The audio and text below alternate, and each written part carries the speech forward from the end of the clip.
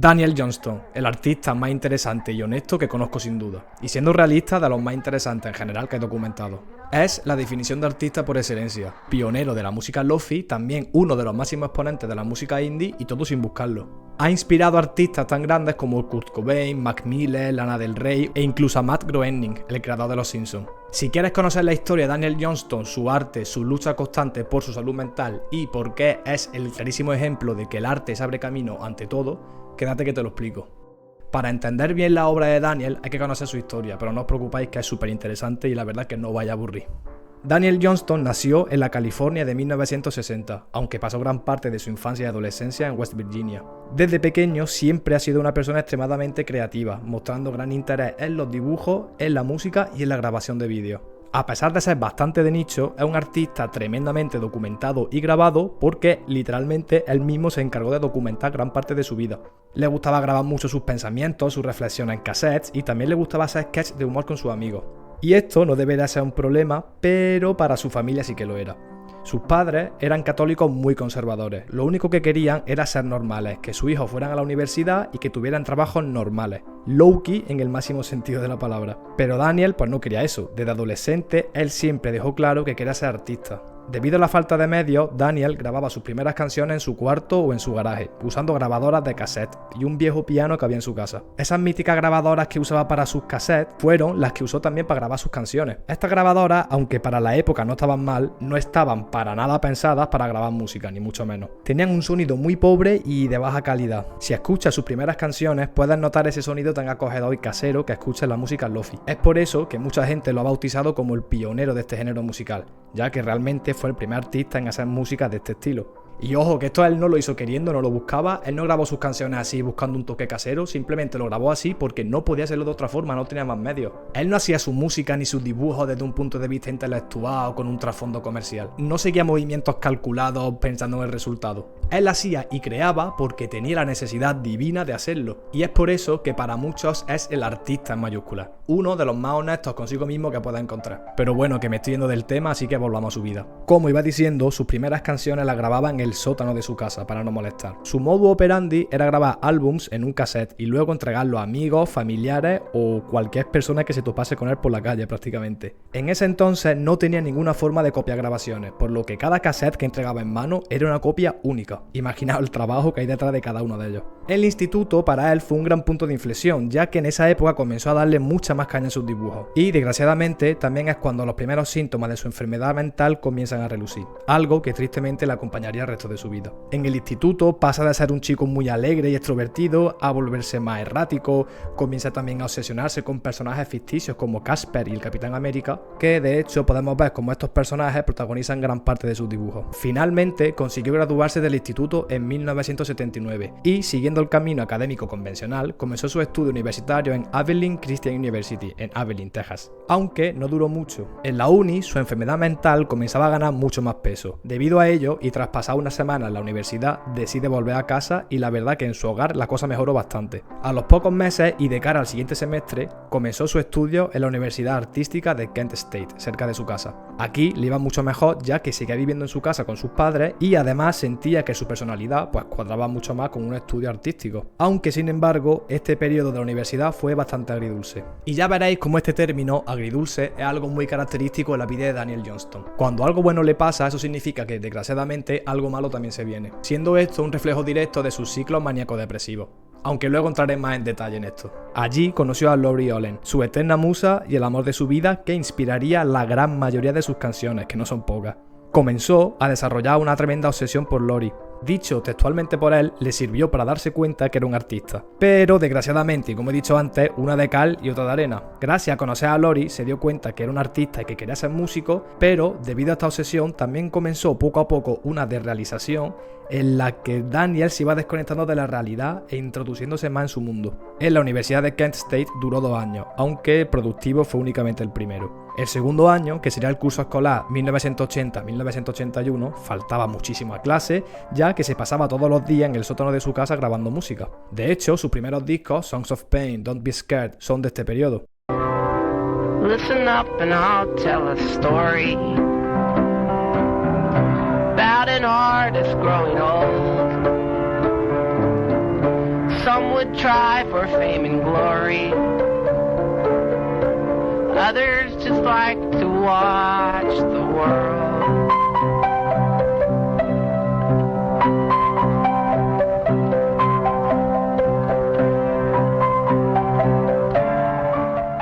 Viendo que la universidad pues le daba bastante igual, sus padres lo sacaron y le dieron un ultimátum. Breve inciso para recordaros que sus padres eran católicos muy conservadores. No entendían nada de lo que hacía. Pero que no lo entendieran o que no le apoyasen no significa que no lo quisieran. De hecho, se han preocupado por Daniel y han sacrificado toda su vida porque él esté bien. Lo único que querían es que Daniel tuviera una vida tranquila, estable y feliz. Total, que sacaron a Daniel de la uni y lo mandaron a Waller, a vivir con su hermano mayor, Dick. Allí se buscó un trabajo en Astroworld, aunque seguía pasándose los días grabando canciones. Efectivamente, Astroworld, el parque de atracciones del que habla Travis Scott en su disco Astroworld, del mismo nombre. Viviendo con su hermano, no tenía el piano de casa de sus padres, así que consiguió un organito de acordes que usaría en todas sus canciones, volviéndose un instrumento característico de su música. Debido a roces con la novia de su hermano, fue echado de casa y pasó a vivir con su hermana, Margie. Allí se volvió mucho más obsesivo con la música y más maníaco en general.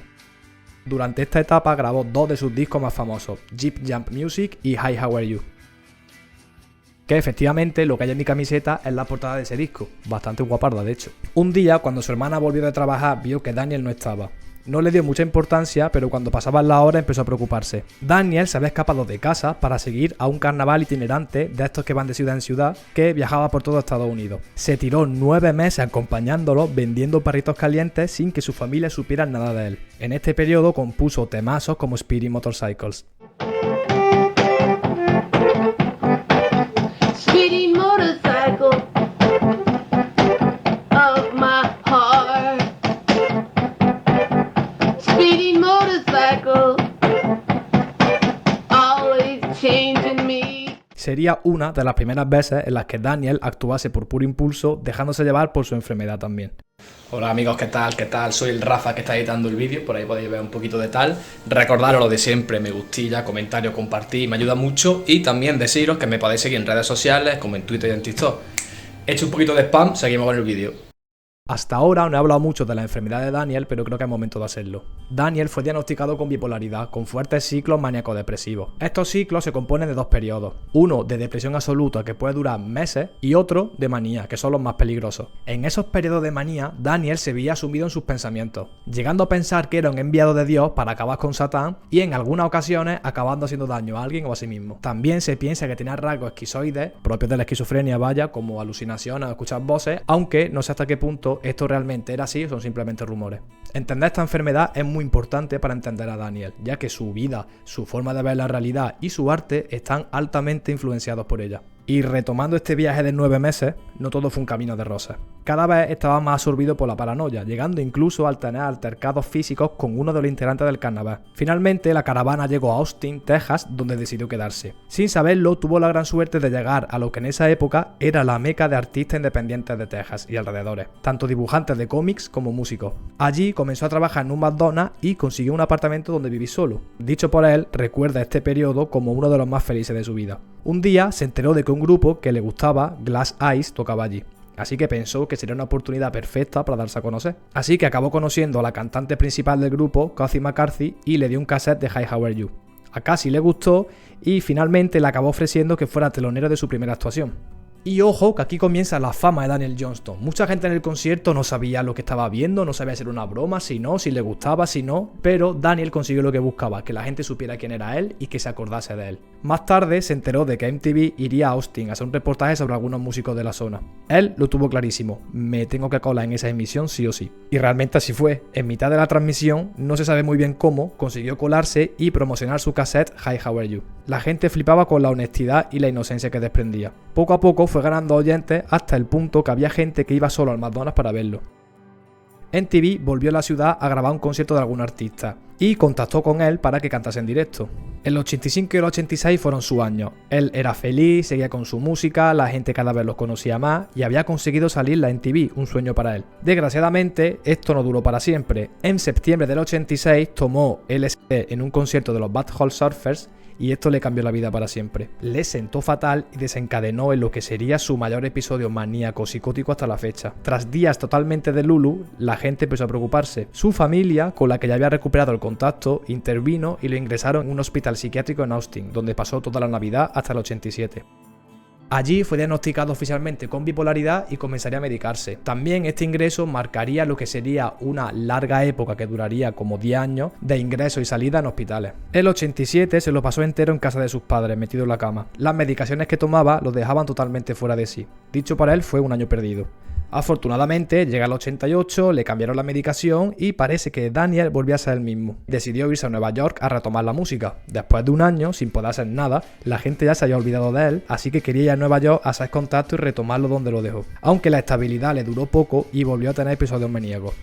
A los pocos días lo arrestaron por hacer graffiti en la escalera de la Estatua de la Libertad. Acabó dando un concierto en Pierre Platters, un local donde tocaban lo mejor del underground, pero este concierto fue una locura. Estaba delirando todo el rato. A la gente de primera le molaba, pero a más avanzaba, más deliraba y la cosa se puso muy rara, hasta que acabó llorando. Sus amigos, bastante preocupados, decidieron mandarlo a Austin de vuelta en autobús, aunque Daniel no quiso y se escapó.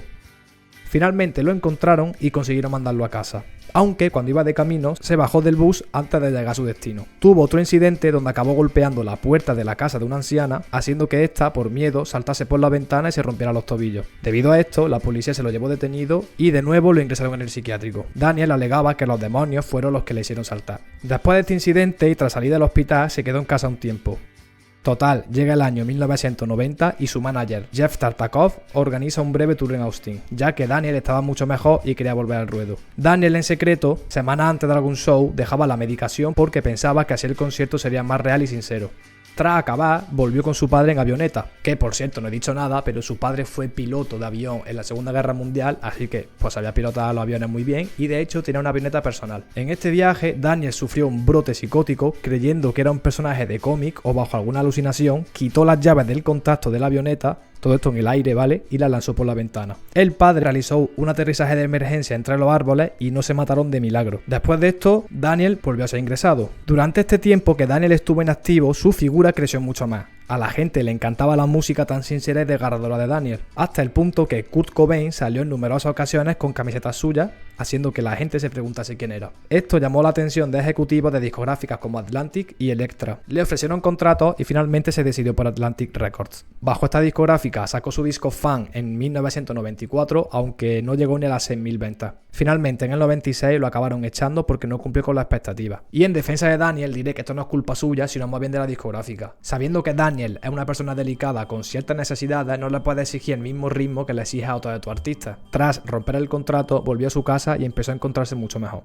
Y bueno, desde entonces hasta el final de sus días se quedó viviendo con sus padres, como en una casa que tenían justo detrás de la casa de sus padres, y se pasaba el día pues haciendo música con una banda, dibujando, viendo la tele, aunque cuando se encontraba mejor pues también daba conciertos, de hecho haciendo tour por Estados Unidos e incluso por Europa. De forma paralela, Tartakov, el que era su manager, empezó a mover su arte por varias galerías y a la gente le encantaba. De hecho, ha llegado a ser muy conocido en el mundo del arte, siendo sus dibujos, su mayor fuente de ingreso. Y aunque ha seguido teniendo episodios y algún que otro ingreso en el hospital, podemos decir que desde 1999 empezó a tomar una medicación que le sentaba bastante mejor y todo fue mucho más tranquilo.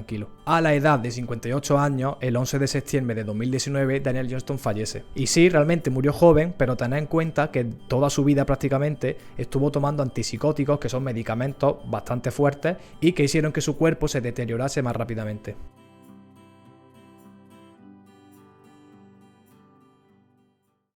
Y tú te estarás preguntando, ¿por qué Daniel Johnston es tan importante?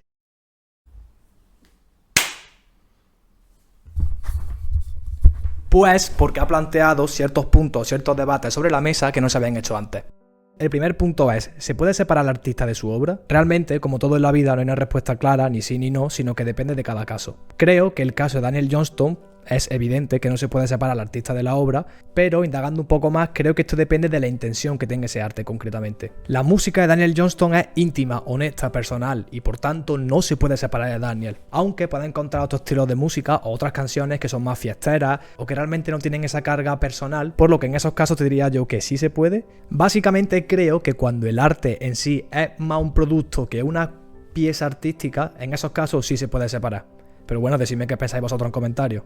El segundo punto que planteo es la enfermedad mental. Hasta ese momento, al menos de forma conocida a esos niveles, no había habido un artista con una enfermedad mental tan clara y que influyese tanto en su obra. Por lo que desde Daniel Johnston, lo que es la enfermedad mental reflejada en la música ha ganado mucho más impacto, creo yo, y es un tema mucho más recurrente.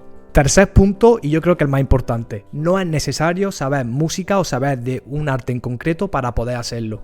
Mucha gente piensa que el arte es algo elitista, que hay una barrera de entrada para poder realizarlo y que si no cumples con esos requisitos pues no puedes hacerlo. Porque o bien no debas o porque el arte que va a ser de mala calidad. Y aunque realmente esto tiene muchos matices y puedo estar ciertamente de acuerdo con alguno de ellos, creo que por lo general no es así. Daniel es el claro ejemplo de ello. No canta bien, no sabe tocar los instrumentos que usa en casi todas sus canciones, muchas veces desafina, hace melodías repetitivas, pero a pesar de todo ello consigue lo que otros muchos artistas más cualificados no consiguen, que es transmitir. Al final el arte refleja cómo te sientes y creo que la música de Daniel consigue eso de una forma excelente, la verdad. Así que creo que tanto los dibujos como la música de Daniel han roto con ese estigma tan elitista que hay alrededor del arte en sí. Y cuarto punto, que la creatividad y la luz se antepone ante todo. Como ya habéis visto en este vídeo, la vida de Daniel está marcada por muchos periodos oscuros y también otros blancos, otros claros, ¿no? Momentos de luz y de oscuridad. Y aunque los de oscuridad hayan acabado pesando mucho más en la vida de Daniel, Daniel se ha centrado mucho más en esos periodos y ha intentado refugiarse en ellos cuando los malos momentos llegaban. Tiene una frase que me encanta en la que dice: elige vivir y no morir.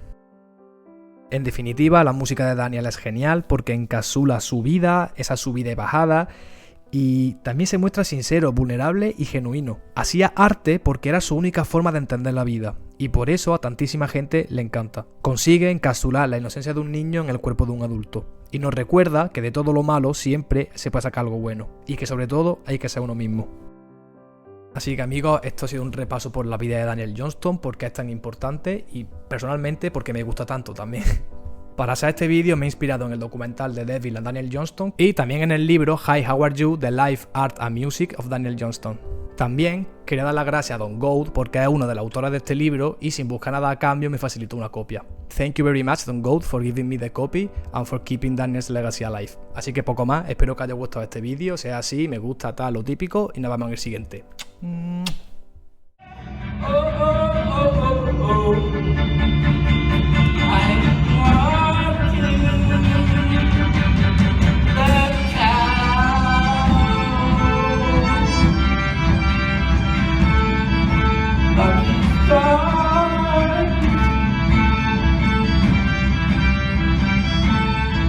Lucky star.